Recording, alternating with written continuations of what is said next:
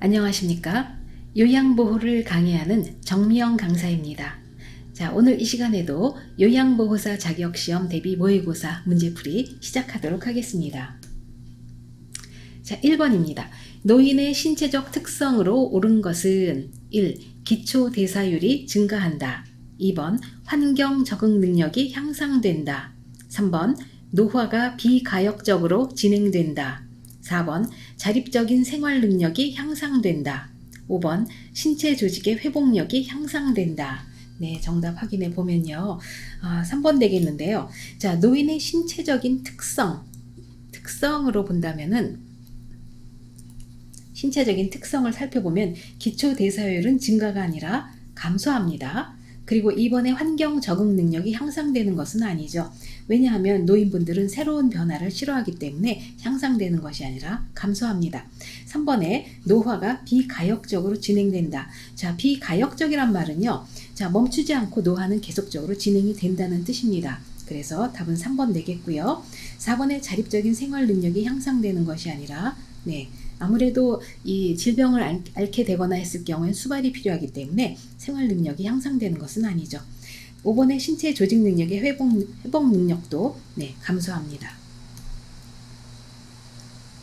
2번 노년기에 나타나는 공통적 특성과 설명이 옳은 것은 1번 내향성의 증가, 친근한 사물에 대해 애착이 강하다. 2번 경직성의 증가, 결단이나 행동이 느려지고 매사에 신중해진다. 3번 조심성의 증가, 새로운 기구를 사용하거나 도전적인 일을 꺼린다. 4번 의존성의 감소, 매사에 융통성이 없어지고 새로운 변화를 싫어한다. 5번 유대감의 감소, 사회적 활동이 감소하고 타인과 만나는 것을 피한다. 자, 답을 확인해 보면요. 5번이 되겠는데요. 1번부터 좀 보겠습니다. 자, 1번에서는 내향성의 증가라고 했지만 설명은 친근한 사물에 대한 애착이 강하다. 이것은요. 애착심의 증가에 해당되는 설명입니다. 2번에 경직성의 증가, 결단이나 행동이 느려지고 매사에 신중해진다. 자, 이 설명은요. 조심성의 증가에 해당되는 설명이기 때문에 맞지 않습니다. 3번에 조심성의 증가, 새로운 기구를 사용하거나 도전적인 일을 꺼린다. 새로운 기구를 사용하거나 도전적인 일을 꺼린다는 것도 역시 경직성의 증가에 대한 설명입니다. 4번에 의존성의 감소해서 매사의 융통성이 없어지고 새로운 변화를 싫어한다. 이 내용도 역시 경직성의 증가에 해당됩니다. 5번에 유대감의 감소, 사회적 활동이 감소하고 타인과 만나는 것을 기피한다. 맞는 이야기죠? 그래서 여기서 정답은 5번이 되겠습니다. 다음 내용에 해당하는 상황으로 옳은 것은 허무감, 절망감, 심한 고독감을 느끼게 된다. 노인이 가장 적응하기 어렵고 스트레스를 받게 된다. 1. 자녀의 취업.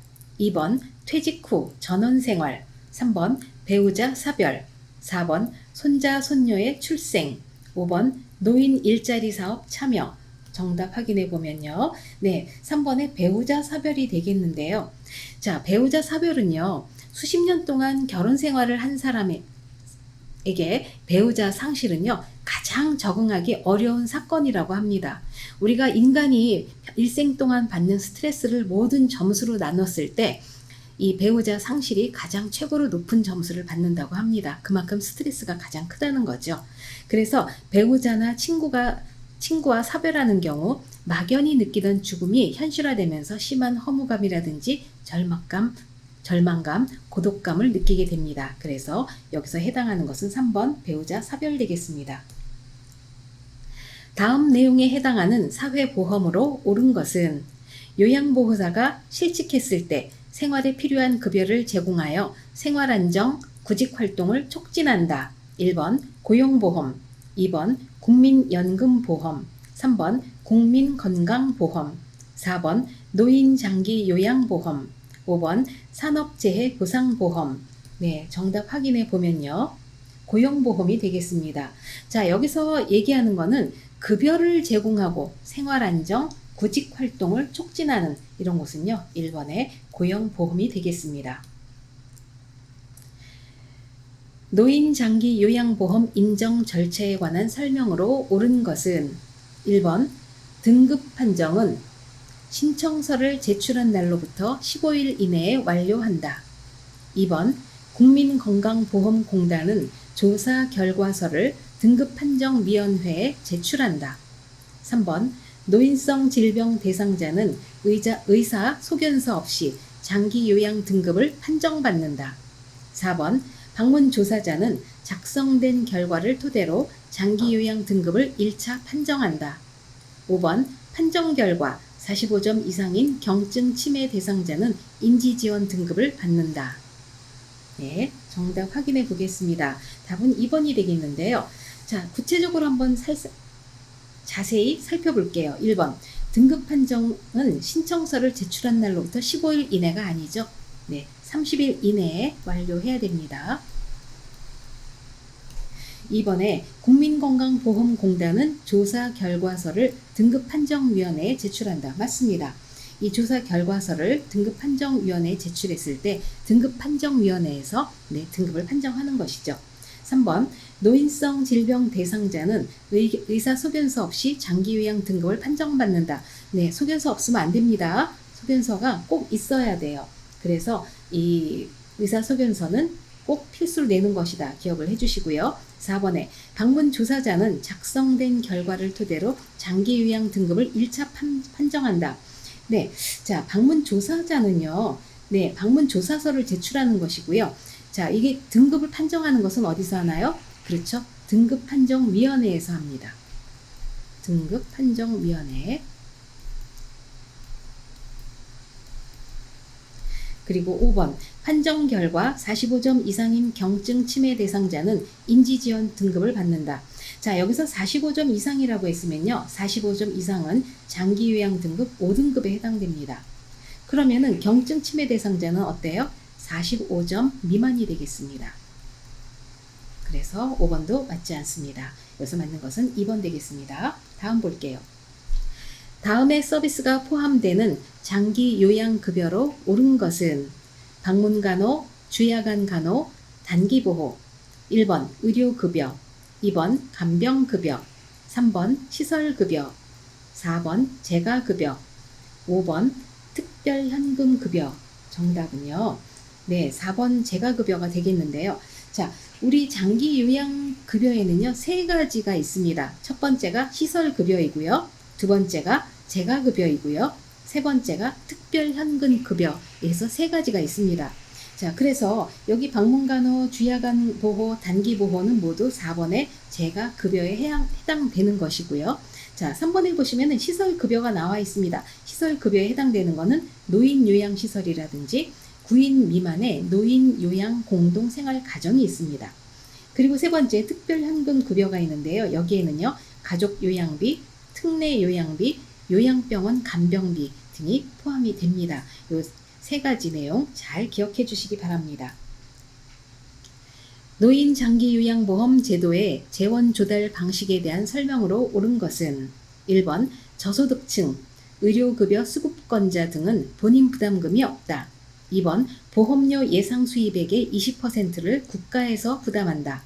3번 시설급여는 15%, 재가급여는 20%를 본인이 부담한다. 4번 공단은 장기요양보험료와 건강보험료를 별도로 징수한다. 5번 전체 운영 재원은 보험료와 국가 지원으로 구성된다.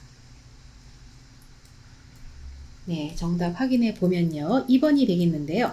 자, 이 노인 장기 요양보험 제도의 재원 조달 방식 시험에 자주 등장하는 내용입니다. 그래서 잘 알아주실 필요가 있는데요. 1번부터 보겠습니다. 1번에 저소득층, 의료 수급급여 수급권자 등은 본인 부담금이 없다. 본인 부담금 있죠? 네, 여기서는요. 본인 부담금의 40에서 50%를 절감해주는, 경감해주는 그런 제도가 있습니다. 그래서 본인 부담금이 없다가 틀렸습니다. 2번에 보험료 예상 수입액의 20%를 국가에서 부담한다. 맞습니다. 2번은 정답이 되겠습니다. 맞고요. 3번 시설급여는 15%, 재가급여는 20%를 본인이 부담한다. 네, 틀렸죠.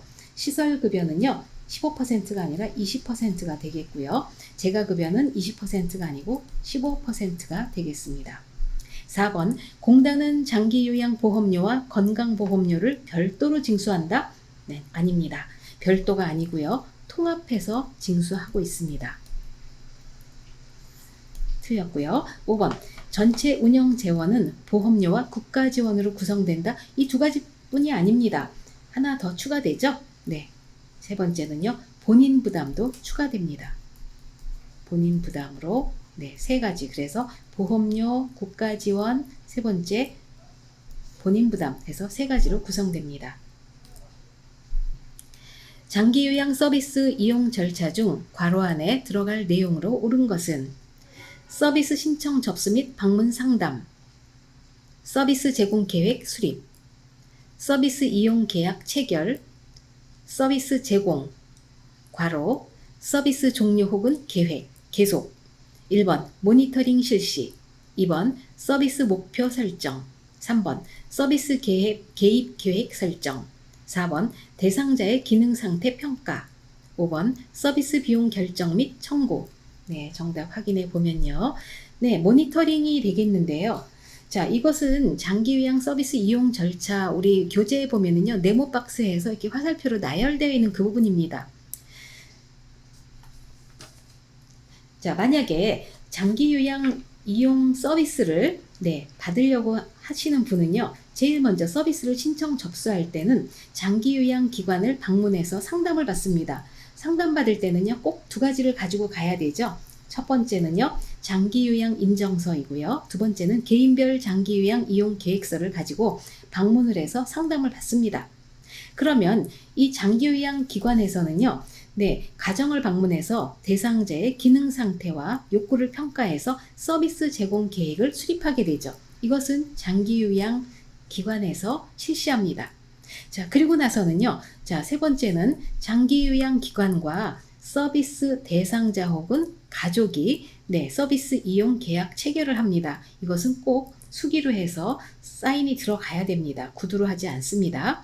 자, 그리고 나서는 네 번째는 장기 요양 기관에서는 서비스를 제공하죠. 네, 제공하면서 네, 그 다음에 괄호에 들어가는 것은 모니터링 실시입니다.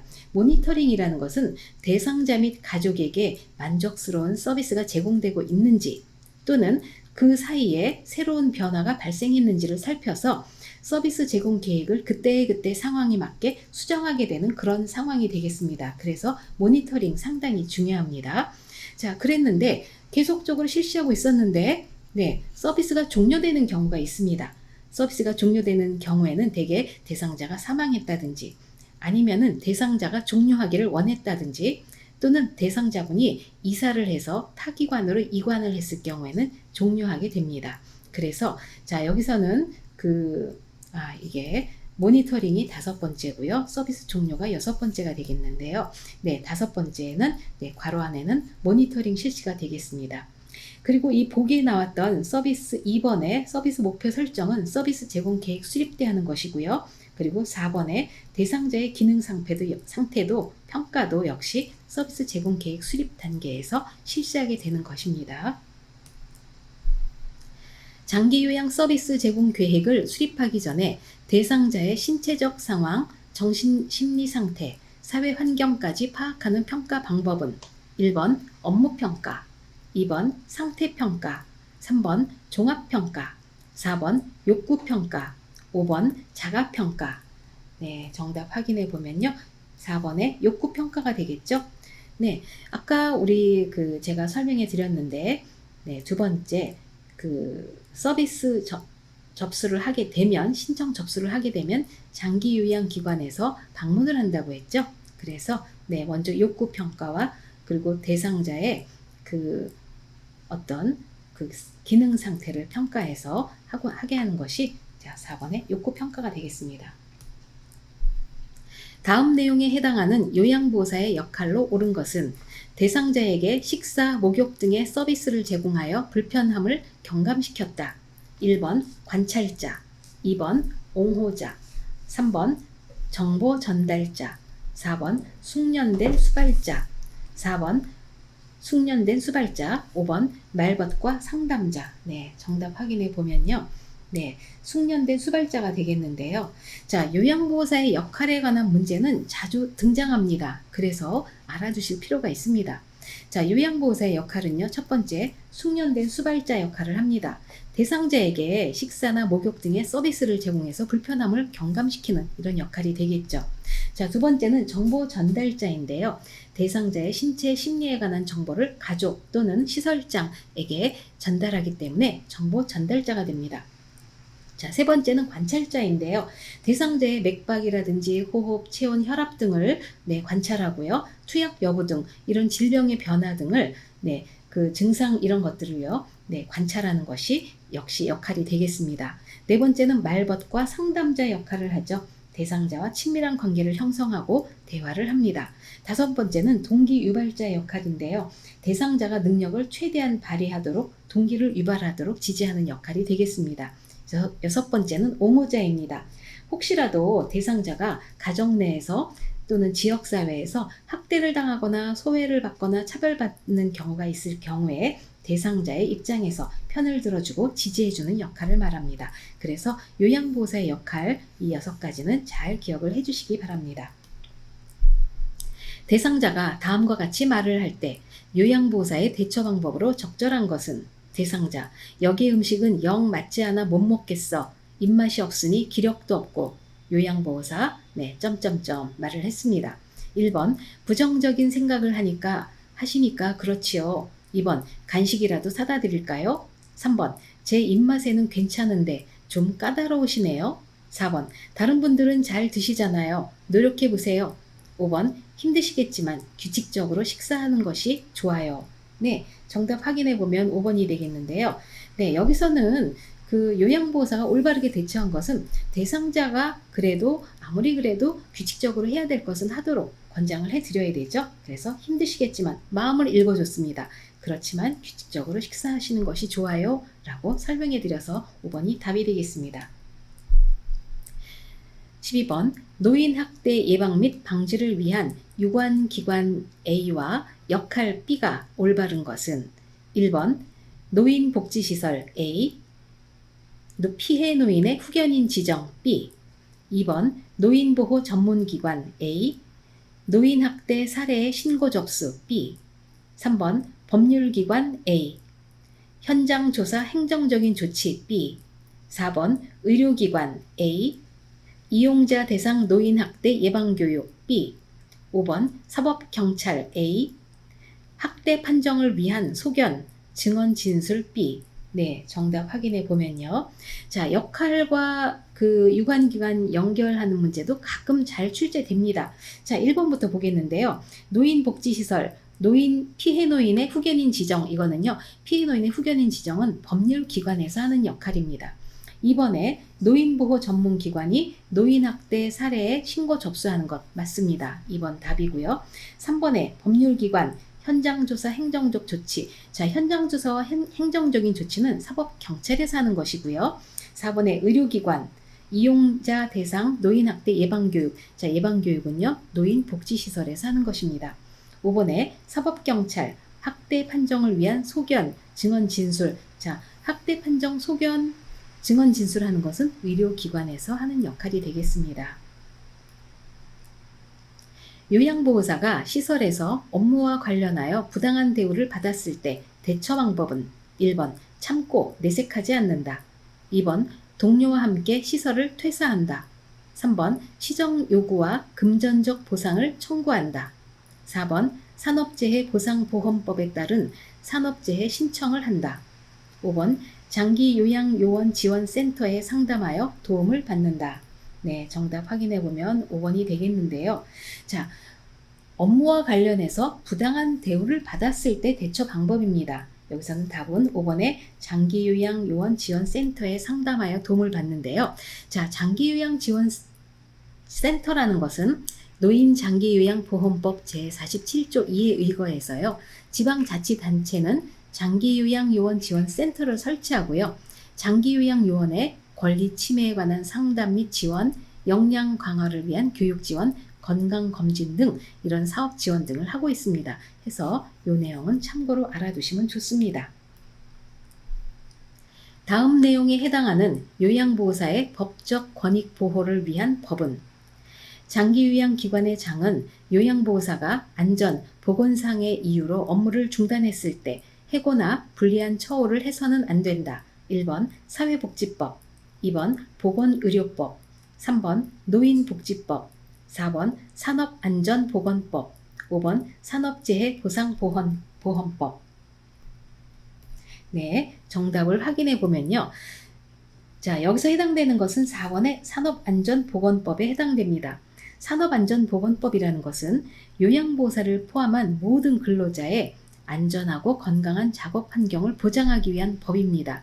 그래서 이 법은 폭언, 폭행, 감정노동, 근골격계 질환 예방 등을 요양 현장에서 등이 발생할 수 있는 것들을 보호받을 수 있도록 규정하고 있습니다. 그래서 산업안전보건법 기억을 해주시면 되겠습니다. 방문 요양 서비스를 받고 있는 대상자가 방문일을 변경해달라고 요청할 때 대처 방법은 1번 동료 요양보호사를 대신 보내겠다고 말한다. 2번 정해진 원칙에 따라 변경할 수 없다고 말한다. 3번 관리 책임자에게 보고하여 방문일을 조정한다. 4번 요양보호사가 가능한 시간대에 방문하겠다고 말한다. 5번 서비스를 제공한 것으로 하자고 말하고 사인을 받는다. 네, 정답을 보면요. 자, 대상자가 방문일을 변경해달라고 요청했을 경우에는요. 그냥 개인적으로 결정하는 것이 아닙니다. 관리 책임자에게 보고해서요. 방문일을 조정해야 됩니다. 그래서 답은 3번 되겠습니다. 대상자의 가족이 복지용구 구입을 부탁할 때 대처 방법은 1번 좋은 복지용구는 직접 판매한다. 2번 직접 구입해주고 사례금을 받는다. 3번 복지용구 구입 관련 정보를 제공한다. 4번 현금으로 저렴하게 구입할 수 있는 업체를 알선한다. 5번 신규 대상자를 소개해주면 무료 제공이라고 알려준다. 네, 자 여기서 해당하는 것은요. 자 가족이 복지용구 구입을 부탁했을 때예요. 그럴 때는요. 3번에 복지용구 구입 관련 정보를 제공하면 딱 좋습니다.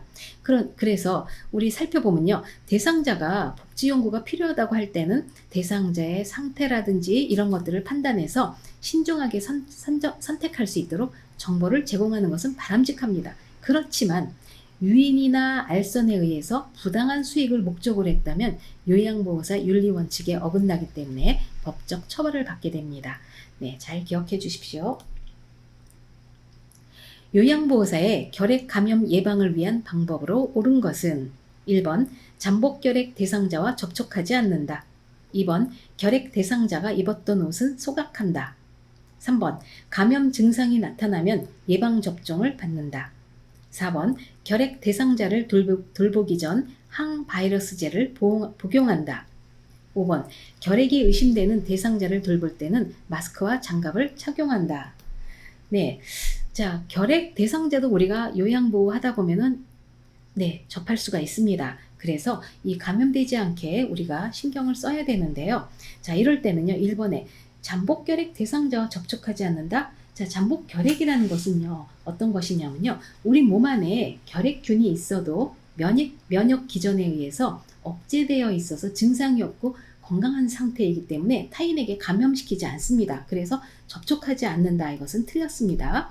이번에 결핵 대상자가 입었던 옷은 소각한다? 소각할 필요 없습니다. 결핵균은요 햇볕에 굉장히 약해요. 그래서 일광소독하는 것 좋고요. 3번 감염 증상이 나타나면 예방접종을 받는다? 자 감염 증상이 나타났는데 예방접종에서는 아무 도움을 받지 않습니다. 이럴 때는 빨리 병원에 가시는 게 좋습니다.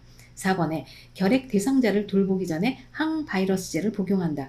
자 결핵균은요 세균입니다. 항바이러스제가 맞지도 않고요. 또 결핵 대상자를 돌보기 전에 바이러스제를 이 항생제를 먹는 것도 도움이 되지 않습니다. 5번에 결핵이 의심되는 대상자를 돌볼 때는 마스크와 장갑을 착용한다. 네, 보호장구를 착용하는 것 굉장히 잘한 것이죠. 그래서 정답은 5번이 되겠습니다. 18번 노화로 간 기능이 변화되어 나타날 수 있는 변화는 1번 당내성 증가, 2번 칼슘 흡수 증가, 3번 구강 건조증 감소, 4번 위산 분비 저하, 5번 약물 대사 능력 저하. 네, 정답 확인해 보면요. 5번이 되겠는데요. 자, 간 기능이 간에서 하는 역할은 무엇이냐면요. 약물 대사를 합니다. 그래서 여기서 답이 되는 것은 5번의 약물 대사 능력 저하가 되겠습니다. 19번 적혈구나 헤모글로빈의 부족으로 몸에 필요한 산소를 충분히 공급하지 못하여 발생하는 질병은 1번 빈혈, 2번 정맥류, 3번 폐기종, 4번 혈전색전증, 5번 동맥경화증. 네, 정답을 보면요. 1번이 되겠는데요. 1번 빈혈이 되겠는데요. 적혈구나 헤모글로빈이 하는 일은 무엇이냐? 대개 산소나 이산화탄소, 영양분을 운반하는 일을 합니다. 그런데 적혈구나 헤모글로빈이 부족하다고 하는 것은 산소를 충분히 전달하지 못한다는 거죠. 이렇게 생기는 질병이 빈혈이 되겠습니다. 그래서 1번이 맞습니다. 20번 약물과 약물의 흡수를 돕는 식품이 바르게 연결된 것은 1번 항생제 우유, 2번 칼슘제 커피, 3번 철분제 오렌지 주스, 4번 혈압약 인삼, 5번 수면제 자몽 주스. 네, 정답 확인해 보면요. 자, 1번에 항생제와 우유는 아무 관련이 없습니다. 2번에 칼슘제 커피 이것도 관련이 없고요. 3번에 철분제 오렌지 주스. 자, 오렌지 주스에는 뭐가 많아요? 네, 비타민 C가 많습니다. 그래서 비타민 C는요, 철분의 흡수를 돕기 때문에 아주 좋은 결합입니다. 4번에 혈압약 인삼. 네, 우리 인삼, 홍삼 우리 많이 먹고 있는데 인삼, 홍삼은요, 고혈압 약을 복용하는 분에게는 혈압 상승의 부작용을 일으키기 때문에 좀 조심해 줄 필요가 있습니다. 그런데 여기서는 흡수를 돕는 것이 문제이기 때문에 올바르지 않습니다. 5번에 수면제 자몽 주스 아무 관련이 없습니다. 21번 대상자의 비타민 D 생성에 도움이 되는 방법은 1번 금연한다, 2번 칼슘을 섭취한다, 3번 햇볕을 쬐인다, 4번 염분 섭취를 줄인다, 5번 체중 부하 운동을 한다. 네, 정답 확인해 보면요. 자, 햇볕을 쬐인다인데요. 자, 비타민 D 생성을 돕기 위해서는요, 햇볕을 쬐이는 게 가장 좋죠. 네, 요즘에는 햇볕을 쬐이기도 하지만은 정말 비타민 D, 칼슘 섭취를 돕는 것은 비타민 D이기 때문에 칼슘을 드시는 것 또는 비타민 D도 많이 우리가 복용하기도 합니다. 욕창 예방을 위해 천골 부위에 도넛 모양의 베개 사용을 제한하는 이유는 1번 피부 건조함 증가, 2번 체위 변경이 어려움, 3번 배설물 처리가 어려움, 4번 옷 갈아입히기가 어려움, 5번 천골 부위의 혈액순환을 저해함. 네, 자, 첫 번째 키워드는요, 욕창 되겠고요. 두 번째 키워드는요, 도넛 모양의 베개입니다. 자, 도넛 모양의 베개라는 것은 그림처럼 이렇게 링처럼 생긴 베개인데요. 예전에는 욕창을 예방하기 위해서 이 도넛 모양의 베개를 많이 사용했지만 지금은 사용하지 않습니다. 그리고 욕창을 예방하기 위한다고 했을 경우에는 체위 변경이 가장 좋지요. 그런데 여기서 문제에서는 5번이 답이 되어 있는데 천골 부위가 되어 있습니다. 천골 부위는 어디이냐? 자, 여기 그림을 가지고 왔는데요. 똑바로 누워 있을 때 욕창이 가장 많이 생기는 부위는 여러 곳이 있습니다. 그런데 그 중에서도요, 이 천골은 우리 엉덩이 꼬리뼈가 있는 곳을 말합니다. 그래서 꼬리뼈를요, 다른 말로 천골이라고 하죠. 그래서 천골에다가 이 도넛 모양의 베개를 대주면 절대로 안 됩니다. 왜냐? 혈액순환을 방해하기 때문에 그렇습니다. 그래서 욕창이 더 심해진다고 해요. 그래서 절대로 사용하지 않습니다. 대상포진이 발생하는 주요 원인은 1번 음주, 2번 건조한 피부, 3번 혈액순환 장애, 4번 면역력 저하, 5번 신장기능 저하. 네, 정답 확인해 보면요. 자, 대상포진의 가장 주요한 발생 원인은 첫 번째는 고령입니다. 나이가 많으신 분들에게 많이 발생하고요. 두 번째로는 과로나 스트레스, 세 번째로는요, 면역이 저하된 사람입니다. 대개 항암 치료를 받거나 방사선 치료, 또 면역 억제제 치료를 받는 분들은 면역이 저하되어 있습니다. 그래서 이 고령이신 분들도 역시 면역력이 많이 저하되어 있죠. 그래서 4번에 면역력 저하가 답이 되겠습니다. 24번 오른쪽 눈에 녹내장이 있는 대상자가 일상생활에서 준수해야 할 사항은 1번 조명을 어둡게 하고 생활한다, 2번 윗몸 일으키기 운동을 꾸준히 한다, 3번 눈을 자주 비벼 혈액순환을 돕는다, 4번 양쪽 눈 모두 정기적으로 안과 검사를 받는다. 5번 작업을 할 때는 고개를 숙인 자세를 취한다. 네, 정답 확인해 보면요. 자, 녹내장이 키워드입니다. 녹내장. 자, 녹내장 대상자의 일상생활 주의사항은 시험에 자주 나오는 문제입니다. 그래서 좀 알아두실 필요가 있는데요. 자, 주의사항을 보면 첫 번째는 목이 편한 복장을 합니다. 그래서 넥타이 절대 안 되고요. 다음에는 술과 담배는 줄이거나 안 드시는 게 좋습니다. 자, 네 번째로는 머리로 피가 몰리는 자세, 물구나무서기나 그리고 복압이 올라가는 운동, 민몸 일으키기 이런 것들은요 모두 안압을 올릴 수 있기 때문에 피하는 것이 좋습니다. 그리고 고개를 숙인 자세에서 장시간 독서를 하거나 작업하는 것을 피하라고 했는데요. 고개를 숙이고 있으면은 역시 안압이 올라갑니다. 그리고 여섯 번째, 마음을 편하게 하고 흥분하지 않는다. 이 이야기는 무슨 이야기냐면요. 사람이 마음이 스트레스 받고 힘들어질 때는 어떻게 돼요? 혈압도 올라갑니다. 그러다 보면 안압도 같이 올라가기 때문에 녹내장에는 좋지가 않습니다. 그리고 일곱 번째, 기온 변화에 유의하라고 했는데요. 이 녹내장은요, 겨울보다는 여름에 좀 더 힘들기 때문에 더운 무더위 조심하셔야 되고요.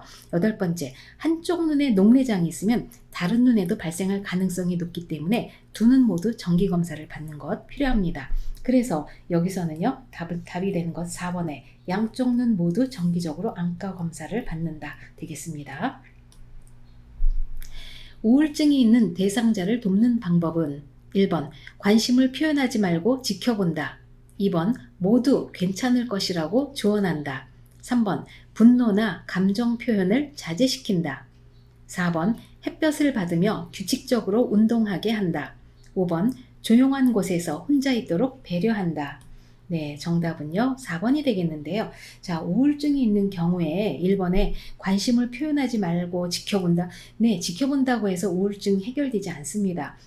그리고 모두 괜찮을 것이라고 이 영혼 없는 조언 이런 것들은요 모두 도움이 안 돼요. 그래서 우울증이 있는 경우에는 네, 분명히 병이기 때문에 치료받는 것이 좋고요. 자, 4번에 햇볕을 받으며 규칙적으로 운동하게 한다. 이것은 도움이 됩니다. 그래서 답은 4번이 되겠습니다. 선망이 있는 대상자의 진압력 향상을 위해 돕는 방법은 1번 밤에는 커튼을 치고 불을 끈다. 2번 잘못된 행동은 엄하게 주의를 준다. 3번 식사 제공 시 시간을 알려준다. 4번 새로운 사람들을 자주 만나게 한다. 5번 혼란을 없애기 위해 가족 사진을 치운다. 네, 자, 선망이 첫 번째 키워드고요. 그 다음이 진압력이 두 번째 키워드입니다. 자, 진압력에는 세 가지 요소가 있죠.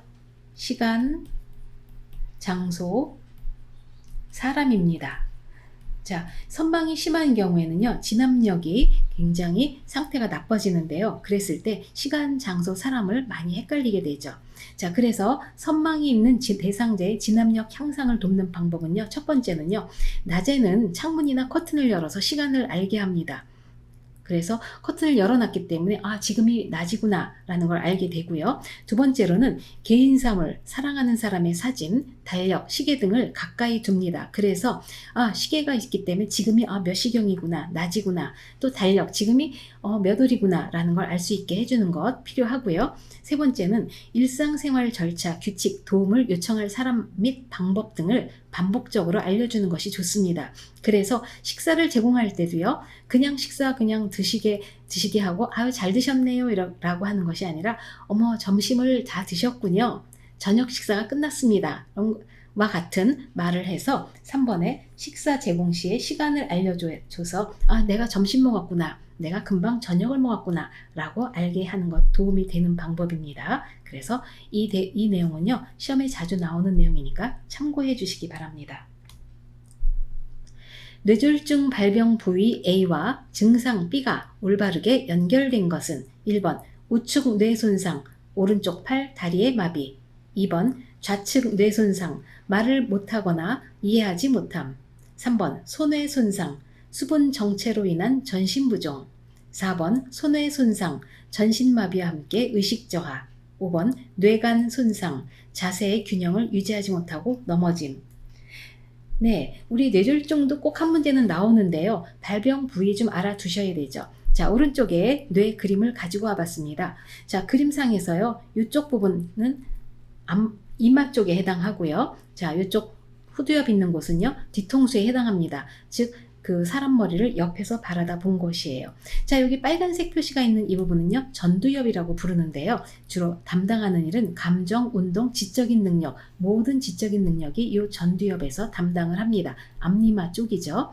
자, 머리 위쪽으로 가면요, 두정읍이라고 부르는데 이 두정엽은 공간이나 감각 기능을 담당합니다.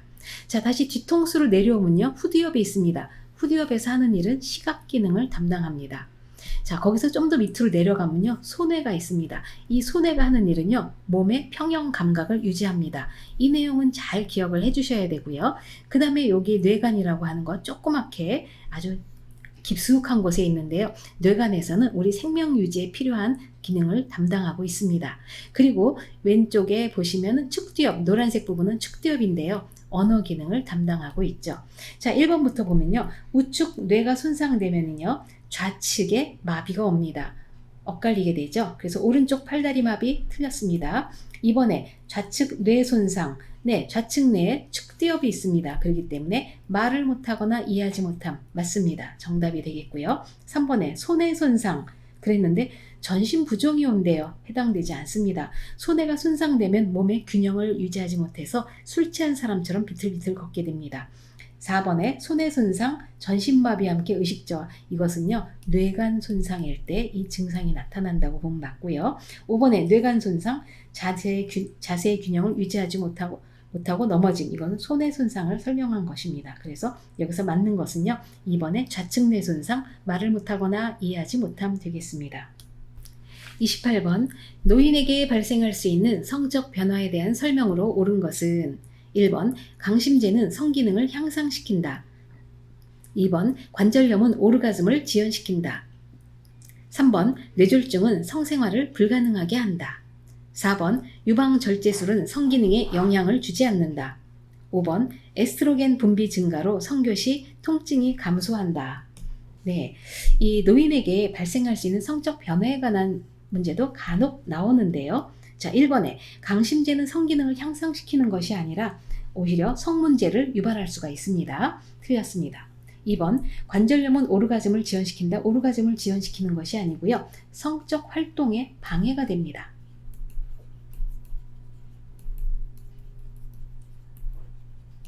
3번, 뇌졸중은 성생활을 불가능하게 한다. 네, 불가능하지 않습니다. 뇌졸중은 재발과 관련이 없기 때문에 노인의 성생활을 막을 이유가 없습니다. 4번, 유방절제술은 성기능에 영향을 주지 않는다. 맞습니다. 유방을 절제했다고 해서 성기능에 문제가 있는 것은 아니고요. 자궁절제술도 마찬가지로 성기능에 영향을 주지 않습니다. 같이 알아두십시오. 5번에 에스트로겐 분비 증가로 성교시 통증이 감소한다. 네, 노화가 됐기 때문에 에스트로겐 분비가 증가되는 것이 아니고 감소했기 때문에 성교시 통증이 오히려 증가하게 되는 것이 문제가 되는 것이죠. 음주를 하고 있는 대상자가 절주를 하도록 돕는 방법은 1번, 권유받은 경우에만 술을 마시게 한다. 2번, 암 예방을 위해 하루 2잔 이내로 마시게 한다. 3번, 매일 식사와 함께 소량의 술을 마시게 한다. 4번, 딱 한 잔만 마시자라는 음주 습관을 지키게 한다. 5번, 절주 의지를 주변 사람에게 알리고 도움을 받게 한다.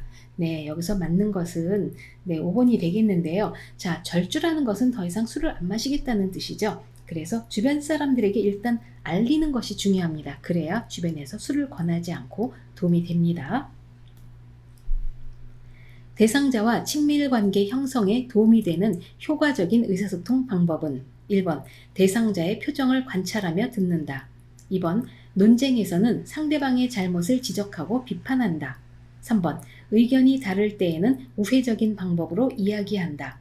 4번, 요양보호사의 경험을 이야기하며 자신은 항상 옳다고 말한다. 5번, 대상자가 침묵할 때에는 요양보호사가 주도적으로 이야기한다.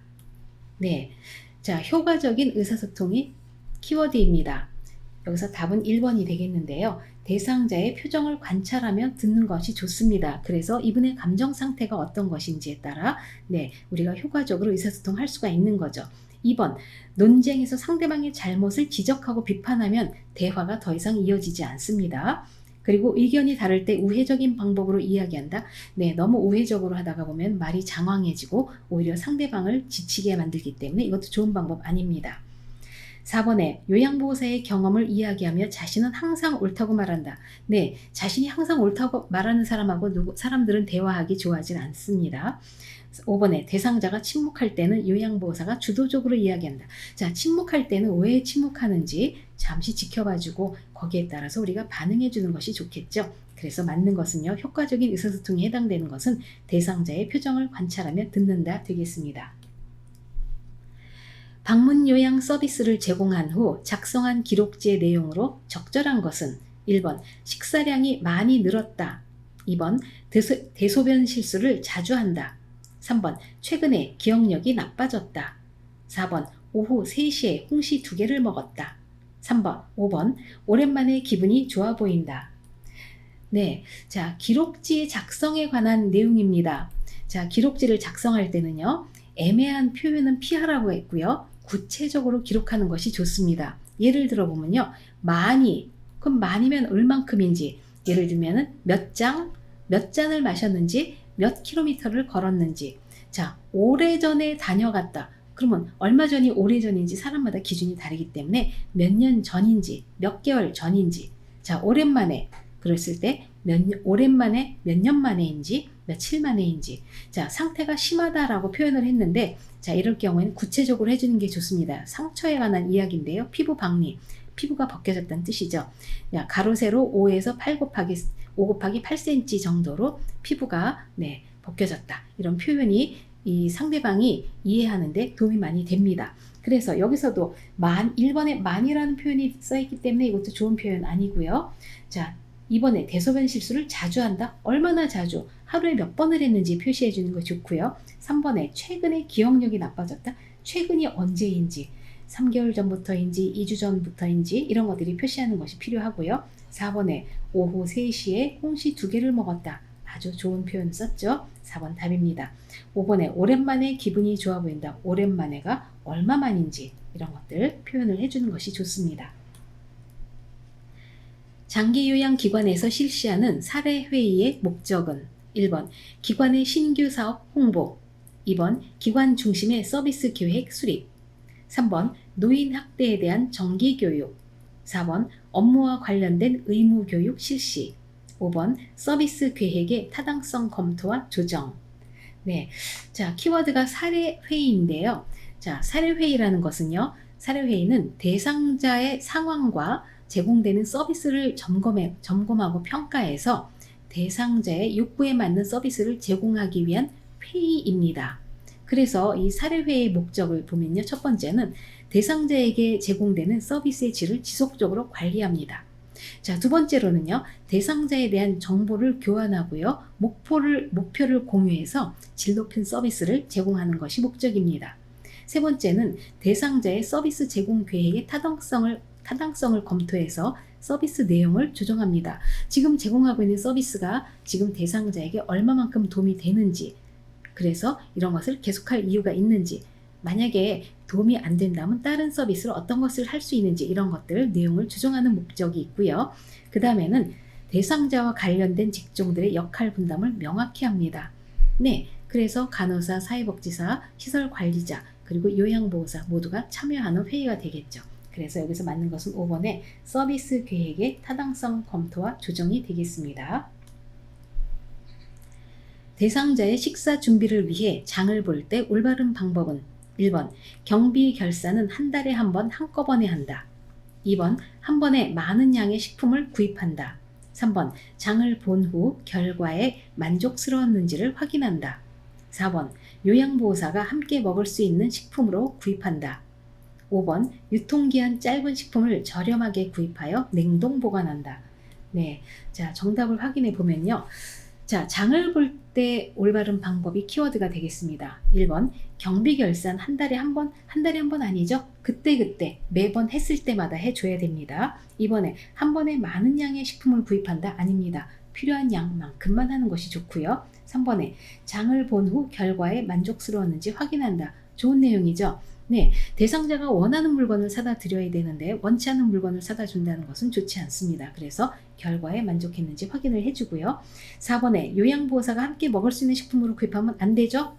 법에 걸립니다. 5번 유통기한이 짧은 식품을 저렴하게 구입하여 냉동 보관한다. 아무리 유통기한이 있어서 냉동 보관한다고 해도요. 유통기한은 냉동실에서도 지켜집니다. 그렇기 때문에 좋은 방법 아닙니다. 대상자의 쾌적하고 안전한 주거 환경을 유지하는 방법은 1번 전기 코드는 바닥에 고정시킨다. 2번 야간에는 현관 밖과 계단의 조명을 꺼둔다. 3번 전체 난방보다 국소 난방으로 실내 온도를 조절한다. 4번 하루 3번 2-3시간 간격으로 창문을 열어 환기한다. 5번 실내 온도는 여름철 16에서 18도씨, 겨울철 25에서 27도씨로 유지한다. 네, 쾌적하고 안전한 주거 환경이 키워드인데요. 자, 1번에 전기코드 바닥에 고정시키면 어떻게 됩니까? 낙상 우려가 되죠. 그래서 좋은 방법 아닙니다. 2번, 야간에는 현관 밖과 계단의 조명을 꺼두면 안 되죠. 켜두어야 됩니다. 켜둔다. 야간이기 때문에요. 대상자의 낙상을 예방해야 됩니다. 3번에 전체 난방보다 국소 난방으로 실내 온도를 조정한다? 아닙니다. 전체 난방이 좋지요. 4번에 하루 3번 2-3시간 간격으로 창문을 열어 환기한다. 아주 잘하고 있죠? 정답이 되겠습니다. 5번 실내 온도는 여름철 16에서 18도, 겨울에서 25도, 27도가 아니고요. 자, 여름철에는요. 22에서 25도씨가 적정 실내 온도입니다. 그리고 겨울철에는요. 요보다 좀 낮습니다. 18에서 22도씨가 적정 실내 온도이니까 이 정도 기억을 해주시면 되겠습니다. 사전 연명 의료 의향서를 등록한 대상자가 임종 과정에 있을 때 제공받을 수 있는 것은 1번 수혈, 2번 산소 공급, 3번 심폐소생술, 4번 체외 생명 유지술, 5번 혈압 상승제 투여. 네, 사전 연명 의료 의향서도 간혹 시험 문제에 많이 등장을 하기 때문에 내용 알아두셔야 됩니다. 자, 이것의 작성은 대한민국에 거주하는 19세 이상 성인이 다 할 수 있고요. 자, 이것은 작성해서 집에 두면 안 되고요. 등록기관을 통해 작성 하셔야 법적 효력이 있습니다. 그렇지만 언제든지 변경, 철회가 가능하죠. 자, 연명 의료 중단을 명시해도요. 통증 완화를 위한 의료행위, 즉 영양분, 물, 산소 등의 단순 공급은 보류하거나 중단하지 않아요. 자, 그리고 등록기관에 등록했다고 해서 모든 기관에서 연동이 돼서 알 수 있는 것 아닙니다. 그래서 개별적으로 알려줘야 됩니다. 그리고 참고로 연명치료에 해당하는 것은요. 대개 어떤 것이냐? 심폐소생술, 혈액투석, 항암제 투여, 인공호흡기 착용 등이 되겠습니다. 그래서 여기서는 임종 과정에서 제공받을 수 있는 것은 그 통증 완화를 위한 의료행위, 영양분, 물, 산소 공급 이런 것들은 중단하지 않으니까 해당되는 것은 2번의 산소 공급이 되겠습니다. 자, 이렇게 해서 오늘 필기시험 문제풀이 마치도록 하겠습니다. 감사합니다.